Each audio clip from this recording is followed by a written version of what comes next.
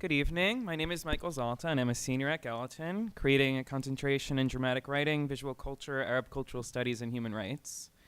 This summer, thanks to the generous fellowship, to Vasuki and Mehmet, and everyone at Gallatin Global, I traveled to London to work as a researcher with forensic architecture, contributing primarily to a mediatic investigation into the early events of the ongoing Yazidi genocide.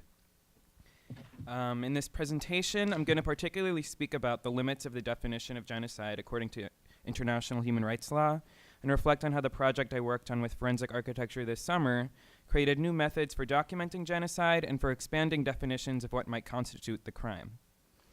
To begin, however, I thought I would introduce the organization and the emergent mode of investigation that is forensic architecture.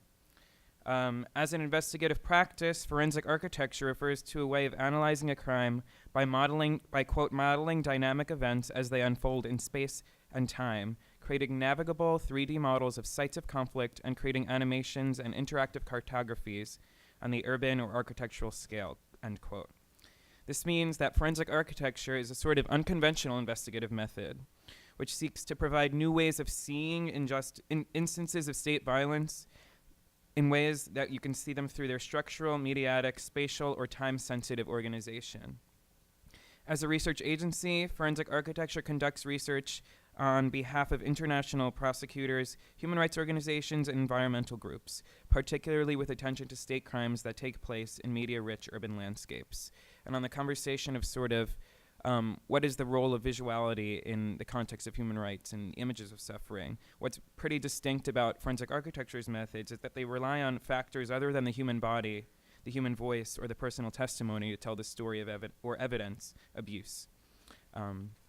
Which I would have touched upon, but it seems like we are not going to have enough time for me to finish those two slides. So, some central questions I came in knowing the work that forensic architecture does was the question of what are methods for evidencing human rights abuses without relying on the visuals of human suffering as a springboard for action or for the pursuit of justice?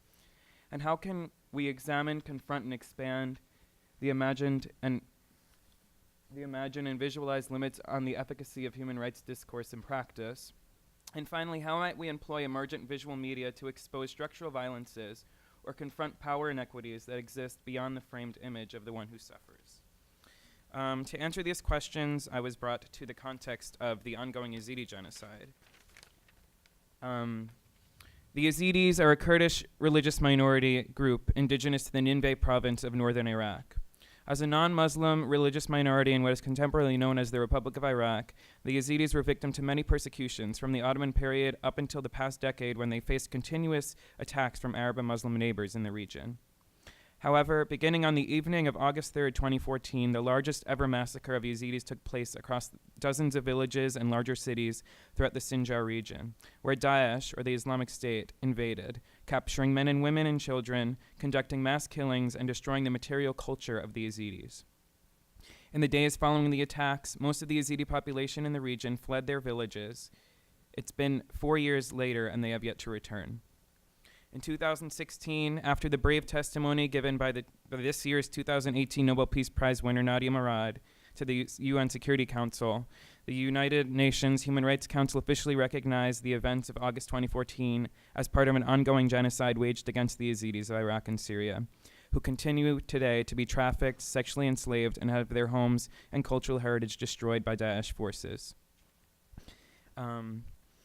Which leads me to the question of the human rights framework for approaching this issue, especially in light of forensic architecture's investigative methods. So like all of forensic architecture's investigations into incidents of human rights abuses, the architecture of the Yazidis, or more specifically their cultural heritage sites, served as our entry point into the investigation. However, in the UN's recognition of the Yazidi genocide, it still seemed that there remained an extremely corporeal approach to the concept of genocide. That is, an approach that sees genocide merely as an act to destroy in whole or in part a religious group, meaning the human bodies that make it up. According to the 1945 UN Convention on the Prevention of Genocide, which you can see here, it could only be inferred that the destruction of cultural heritage would serve as legal evidence of an intent to eradicate a group of people. Thus, cultural heritage destruction bore no particular extenuating meaning in the context of human rights law until very late into the International Criminal Tribunal for the former Yugoslavia, when, in the 2007 case of Radoslav Kristic, the ICTY found that one may conceive of destroying a group through purposeful eradication of its culture and identity, resulting in the eventual extinction of the group as an entity distinct from the remainder of the community. End quote.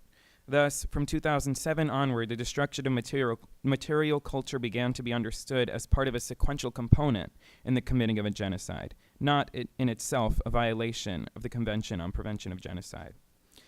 In June 2016, the Human Rights Council report on the Yazidi genocide, the stance of the ICTY was invoked, stating, quote, "The destruction of cultural heritage may serve evidentially to confirm intent to destroy the group." End quote. However, this language of confirming intent further reinforces the notion that cultural heritage destruction, while providing an important purview into the intent and mechanism of a genocide attack, cannot be understood as the crime of genocide itself.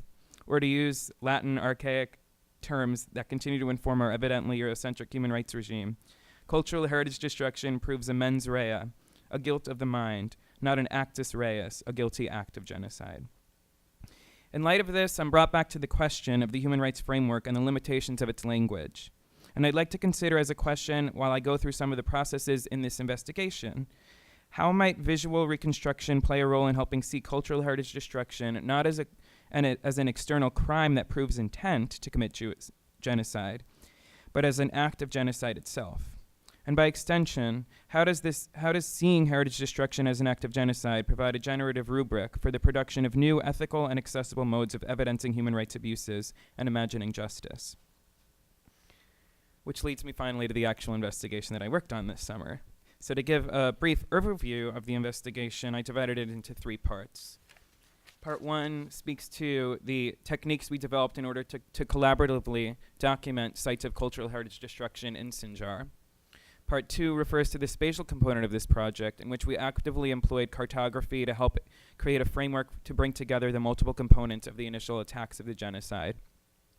And Part 3 is my own consideration of some of the impacts of these techniques, both in the case of the Yazidis and in the context of the larger human rights regime. So Part 1, documentation. As part of the documentation process, we looked at 8 religious structures central to the Yazidi faith that were destroyed on and after August 2014. Specifically, the mausoleums of Malak Farhadin, Sheikh Abdul Qadir, Sheikh Abdul Aziz, Sheikh Mand, Sheikh Hassan, Ismail Bag, and Ahmadin. Through a collaborative documentation and 3D modeling process conducted in conjunction with Yazda, the global Yazidi organization, which Nadia Murad is a part of, we produced 3D point clouds models of each site of the destruction, which you can see below, are digital reconstructions. 3D point clouds are accurately scaled 3D digital models made up of thousands of similar points found in a set of images of an object or a site. Using 3D photogrammetry software, a software which helped find similar points in a given set of images, I helped create digitally navigable models of the mausoleums. These models allow researchers to see sites from varying angles, zooms, and viewpoints, as well as take precise measurements when the models are accurately scaled and georeferenced. In these images on the slide, you can get a small sense of the varying degrees of perspective which allow one to see sites from above, on the ground, or even focus on specific objects within the rubble, like the remnants of conical spires. These spires are religious icons of the Yazidi people, once dotted the Sinjar mountain landscape, and they also once symbolized Yazidi settlement and resistance in the region. Ultimately, the production of these point cloud models reflects the product of an emergent technique in post-conflict investigation, what forensic architecture terms salvage photographic archaeology.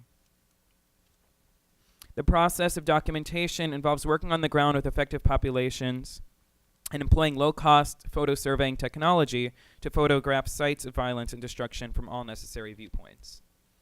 Before I even had interned with FA this summer, researchers from FA met with survivors and members of Yazda to train in methods of photo surveying, which included the creation of aerial photography rigs using kites, balloons, and water bottles. These sort of methods have been used in the context of Israel-Palestine as well. Members of Yazda then employed these methods upon returning to Iraq June and July, to photograph the sites of destruction, taking thousands of photos which were turned into point clouds. The results were accurately scaled digital models which essentially created both an aesthetic and an actionable archive of destruction in the Sinjar region. I use the term actionable because these models can be used by international human rights lawyers, by archaeologists, advocates, and scholars for further analysis into the genocide, or, in best case, as evidence in the eventual prosecution of responsible parties in the attacks. As you'll see in the video that will be playing, hopefully during the reception, Forensic Architecture has already been working with explosives analysts and scholars of Yazidi cultural heritage to get a better sense of the details of the attacks and the importance of the sites in structuring Yazidi faith and ritual practice. Which leads me to the second part of the investigation, which was the active mapping of the genocide. And not only is the process of modeling a mode of producing an actionable evidence, but the spatial organization of these models within the larger context of genocide ultimately reflects the creation of new spatial language for speaking about or evidencing human rights abuse. This is a picture of a 3D contour of the Sinjar mountain, marking the points where the destroyed temples we examined once stood intact.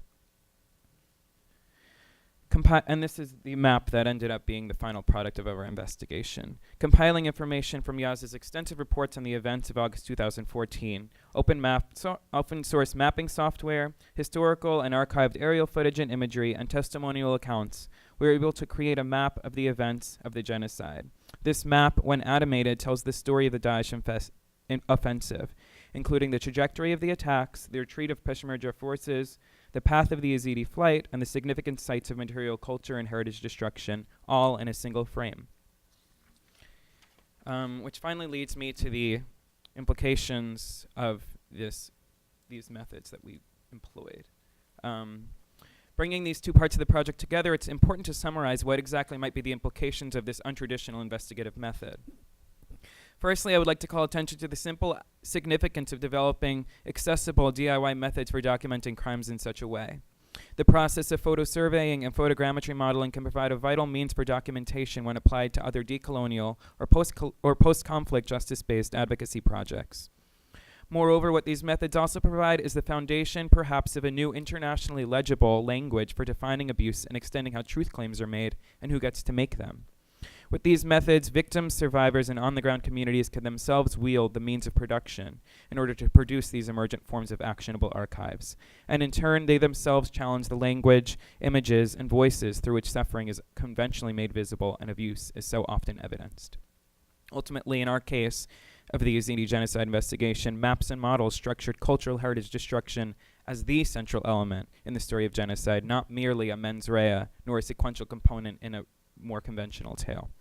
And finally, probably most significantly, these processes also revolutionized the way we envision justice by providing the contours of a future reconstruction. Using images taken of several mausoleums prior to their destruction, architects at Forensic Architecture created 3D models of the intact structures and placed them within point clouds of ruination. They then comparatively examined the rubble, identifying elements of the original structure that can be salvaged for potential reconstruction of the site. These processes of digital reconstruction thus visually reinforces the emblematic spirit of the Yazidi resilience, symbolized in the famous spires in their temples and shrines. Ultimately, these methods extend visions of justice insofar as they allow one to see justice not only as a means of prosecuting responsible parties, but as an aesthetic actualization of rebuilding, resistance, and return.